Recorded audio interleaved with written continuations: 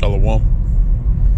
Before I begin this video, first and foremost, I want to give all praise, honor, and glory to Yahweh, Bahashem, Yahweh Shai, Raha Rakah Kodash.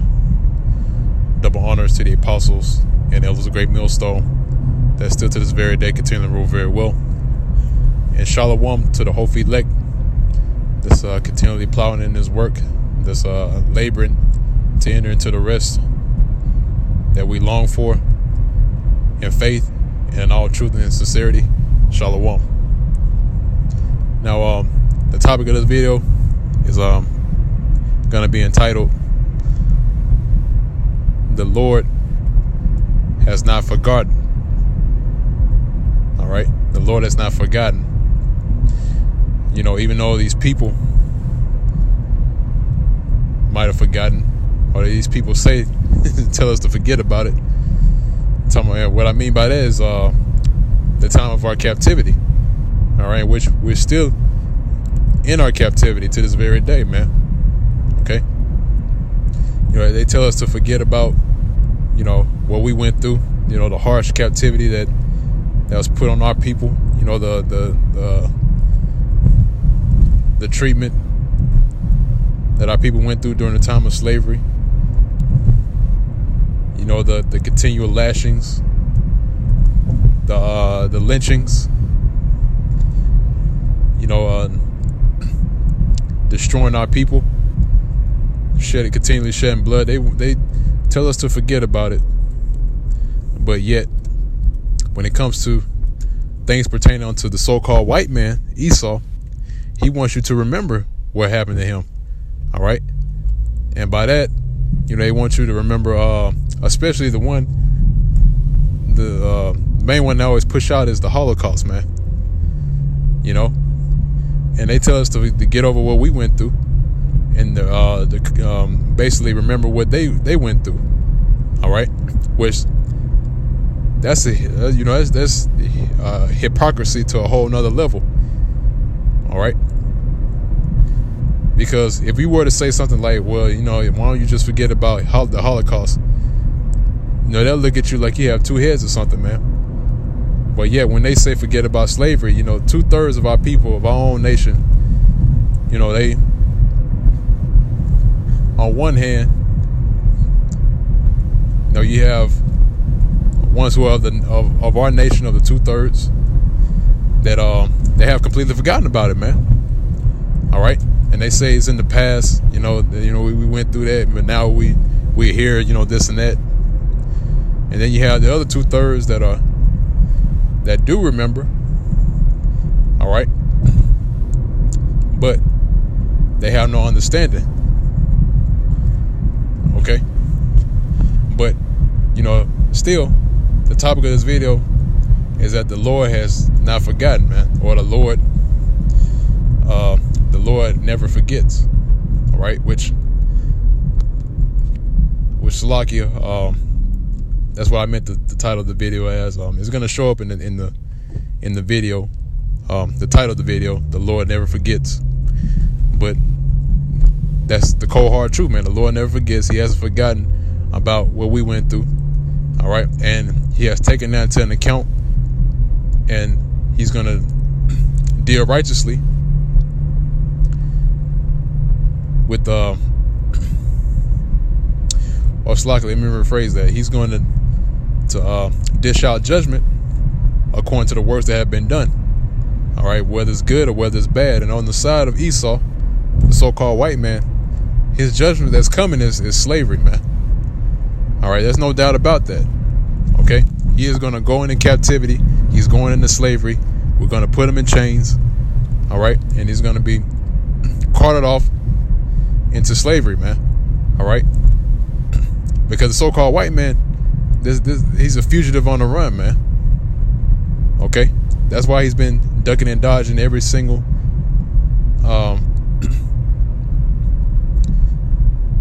fact that we throw out concerning that nationality.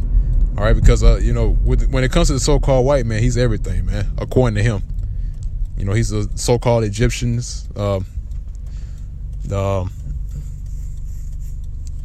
what else? He even goes as far as to say he's of the nation of Israel.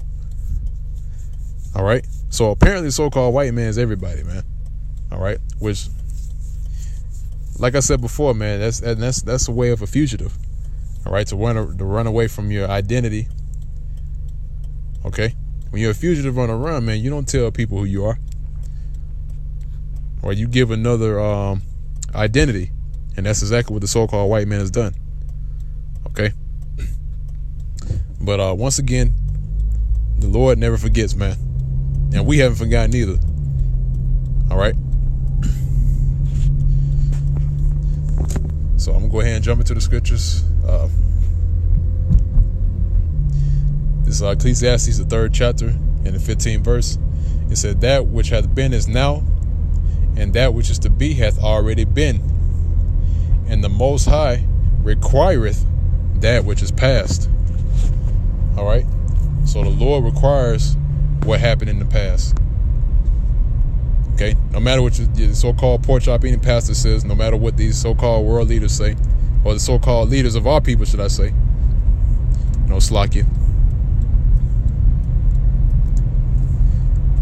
The so-called white man is going into slavery, man, because the Most High requireth that which is past, man. Okay. So once again, it says that which hath been is now, and that which is to be hath already been. Okay.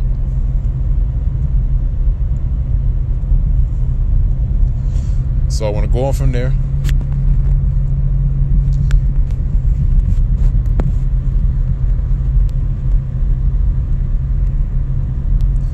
I want to get the book of Galatians, the 6th chapter, and the 7th verse. It says, be not deceived, the Most High is not mocked. For whatsoever a man soweth, that shall he also reap. Okay. So whatever a man soweth, all right, so the so-called white man, Esau, he sowed slavery, he sowed destruction, he sowed chaos, he sowed death. And guess what? He's going to reap death, destruction, chaos, and slavery. Okay? All in one setting. Because the works of Esau has been laid down in history, man. Esau can't run away from what he has done, man. Even though, Esau's try to so-called make everything right, try to give reparations, or try to put a band-aid on the wound. But that womb is still there, man. All right, no matter what Esau does to cover it up, it's still there. That's why scriptures speak about shameful spewing. Actually, let me see if I can get there real quick.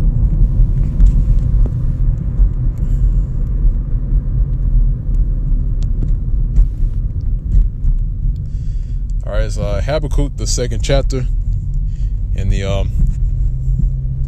16th verse. It says, thou art filled with shame for glory. Drink thou also, and let thy foreskin be uncovered. The cup of Yahweh Bashim Yahushai's right hand shall be turned unto thee, and shameful spewing shall be on thy glory. All right.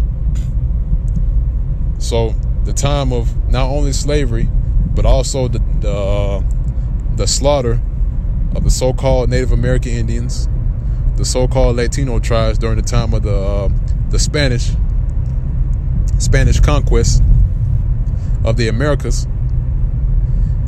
Esau, you're gonna have to answer for that, man. All right, that's that shameful spewing that's being put on your glory, man. All right, because Esau has a long track record of wickedness that he must needs pay for. And it's going to be paid for at the hands of Yahweh Bashim Yahushai. The Lord's going to do terrible things to this man. All right, that's why Esau can't sleep at night, because he know that after all these things that he's done, all right, it's a reward for that, man. And Esau deems that as in the modern term today, he deems that as karma. Okay, you reap what you sow.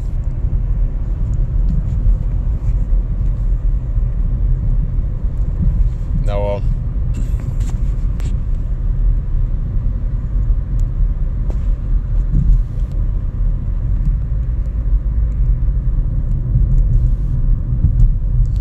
Okay, I want to grab another precept.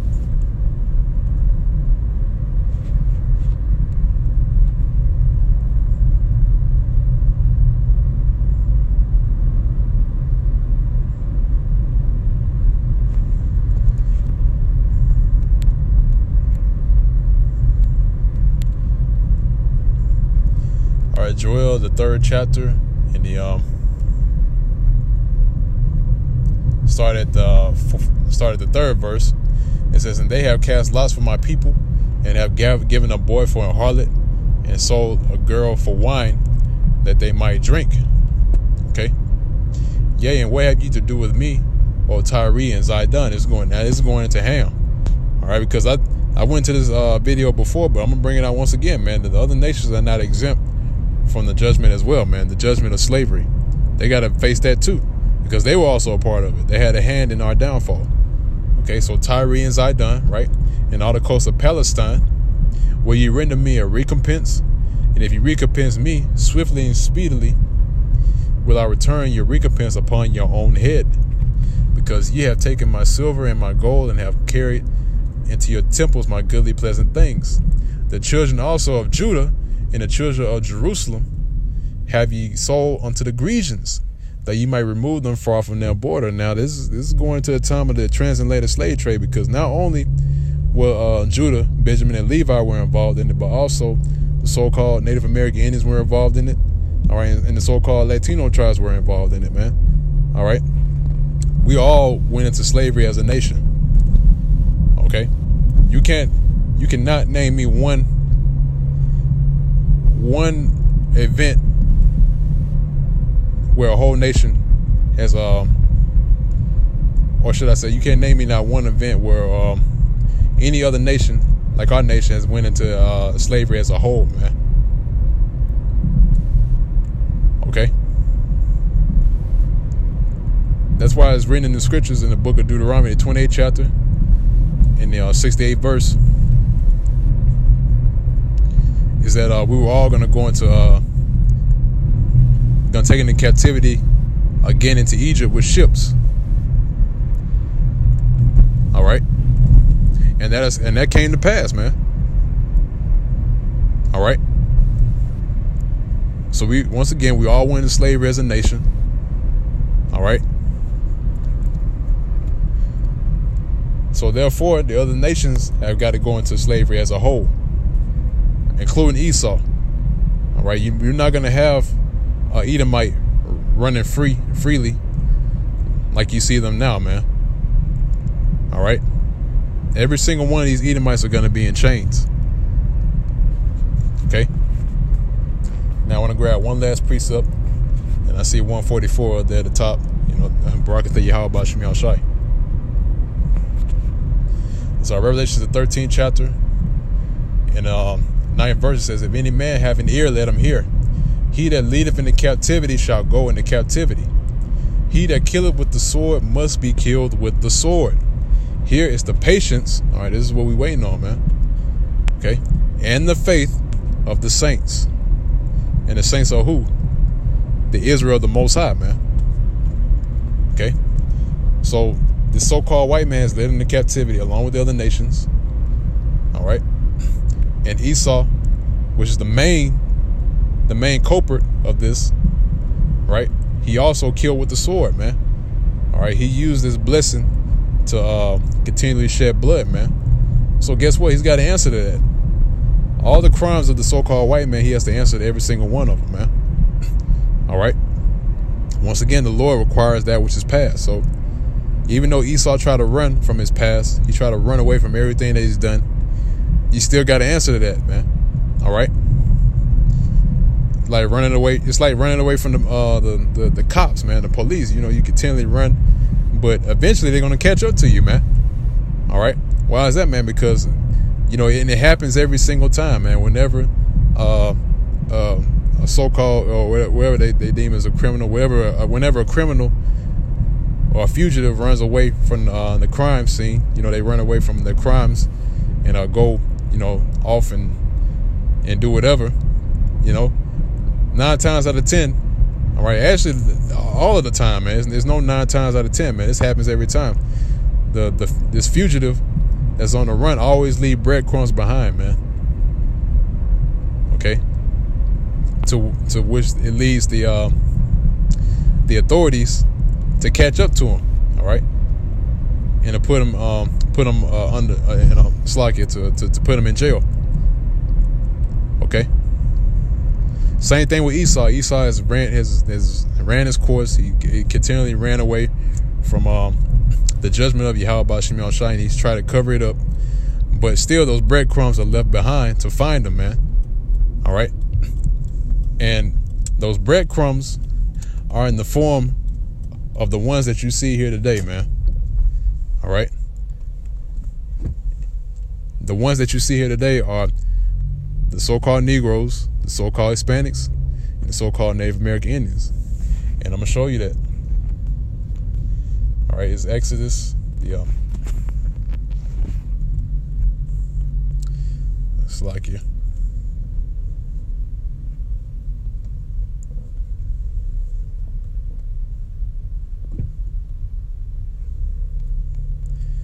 Bear with me for 1 second.